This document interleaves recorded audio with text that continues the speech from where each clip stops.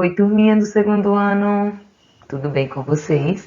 Estamos de volta para revisarmos o que estudamos na aula passada e juntos respondermos algumas atividades.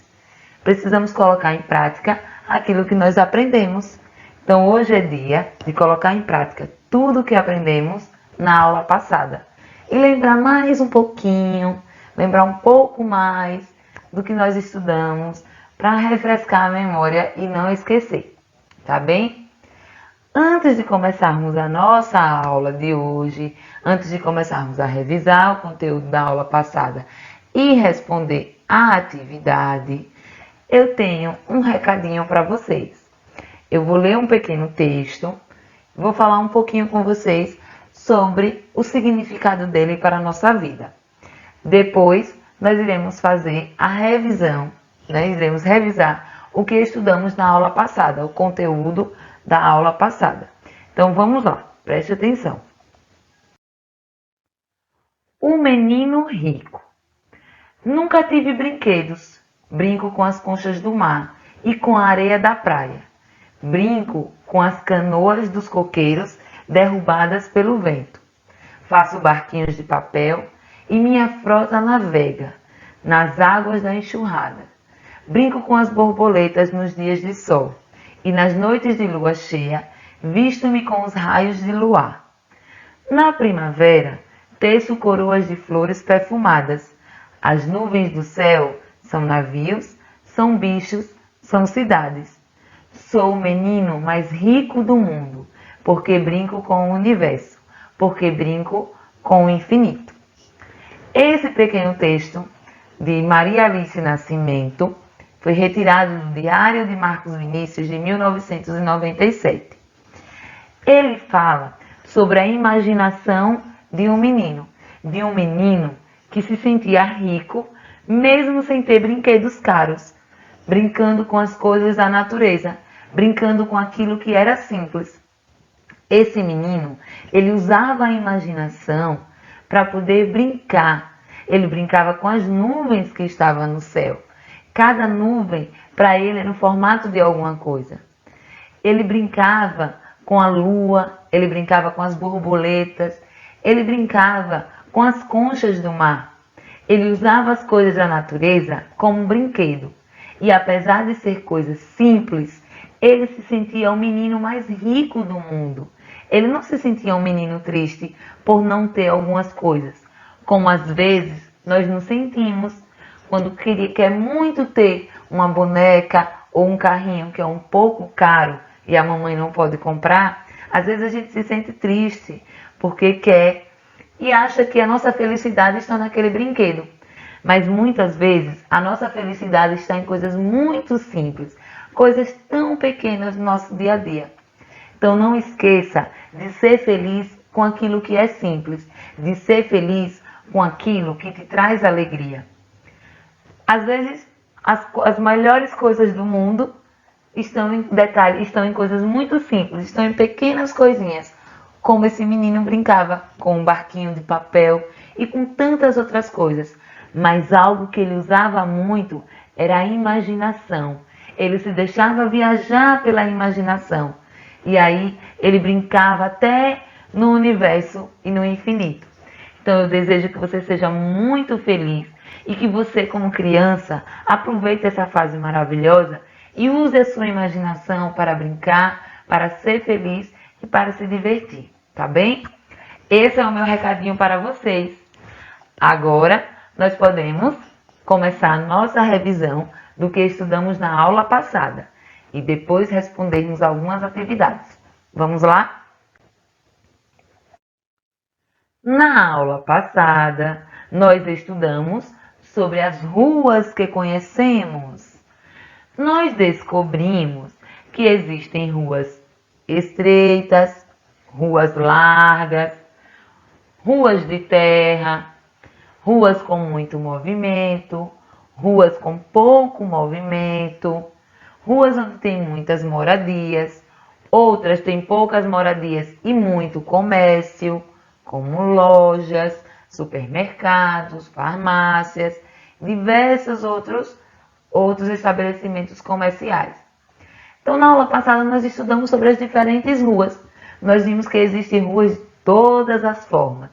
O que vai dar característica à rua são os elementos que a compõem. Então, as ruas elas podem ser as mais variadas possíveis. Nós vimos também que muitos caminhos são diferentes, que nós percorremos caminhos diferentes, como, por exemplo, de casa para a escola. Alguns moram, por exemplo, na área rural, no campo, e aí vai encontrar no caminho paisagens como plantações, criações de animais, matas e diversos outros elementos que compõem a natureza. Outras crianças precisam se locomover pelos rios em um barco para ir até a escola ou para outros lugares. Já as crianças que moram nas cidades, elas para ir à escola, elas vão passar por várias construções, por vários estabelecimentos comerciais e por vários lugares diferentes, por várias ruas diferentes. E assim são os caminhos que percorremos. Os caminhos eles são diferentes, nem todos os caminhos são iguais. Nós também estudamos que as ruas se modificam com o passar do tempo. Isso mesmo, elas não ficam do mesmo jeito para sempre. À medida que a cidade vai crescendo, precisa-se de mais construções, as ruas elas vão mudando, elas vão ficando diferentes, elas vão ganhando novas construções. Mas também vimos que existem construções que permanecem no mesmo lugar, mesmo com o passar dos anos. Ela continua ali, da mesma forma, passando às vezes por algumas pequenas reformas, como pintura, como reforma na estrutura, mas elas permanecem no mesmo lugar. Nós descobrimos que as pessoas mudam os lugares, que modificam as ruas, modificam os lugares para atender às suas necessidades. Como, por exemplo, uma cidade está crescendo, tem mais habitantes, então a tendência é que essa cidade cresça, tenha mais construções, mais escolas, mais estabelecimentos comerciais, e tudo isso para atender às necessidades dessa população que está crescendo. Então, nós revisamos a nossa aulinha, a aulinha da semana passada. Espero que vocês tenham lembrado um pouquinho do que nós estudamos. Ou melhor, espero que vocês tenham lembrado bastante do que nós estudamos na aula passada. Tá bem? Nós estudamos sobre as ruas. Muito bem. Agora, nós vamos responder a atividade. Você vai abrir o seu livro na página 64. Página 64. Deixa eu abrir o meu livro aqui. Aqui. Achei, quase. Achei. Página 64. Olha só. Aqui na página 64, nós temos um espaço bem grande em branco. Nesse espaço, você vai fazer um lindo desenho da rua onde você mora. Você vai caprichar nesse desenho. Vai fazer um desenho bem bonito. Depois, nessas linhas aqui embaixo, aqui abaixo do espaço do quadrado, olha aqui a minha telinha. Você vai descrever algumas características da sua rua. Por exemplo, você vai dizer o quê? A minha rua é larga, minha rua é estreita, minha rua é de terra, minha rua é asfaltada. A rua onde eu moro tem muitas casas.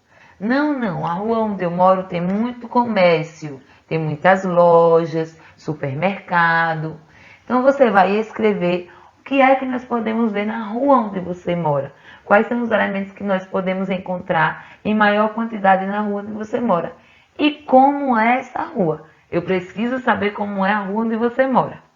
Então capricha no seu desenho, faça bem bonito e escreva lá como é a rua. Escreva algumas características dessa rua aí que você mora, tá bem? Agora, nós vamos para a página 67. Página 67. Vamos lá, você vai abrir o seu livrinho na página 67.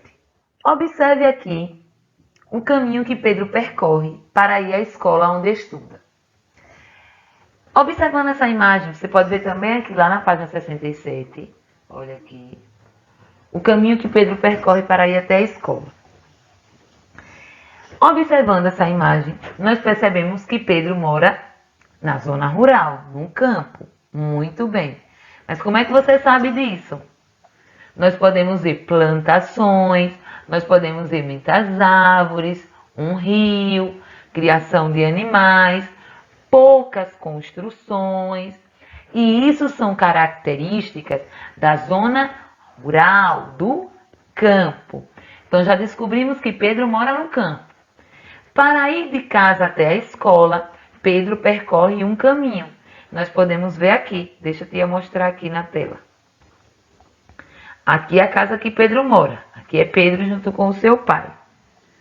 Ele sai daqui, percorre esse caminho onde está passando aqui essa luzinha vermelha, para chegar até a escola. Nesse caminho, Pedro vai encontrar o quê? Criação de animais.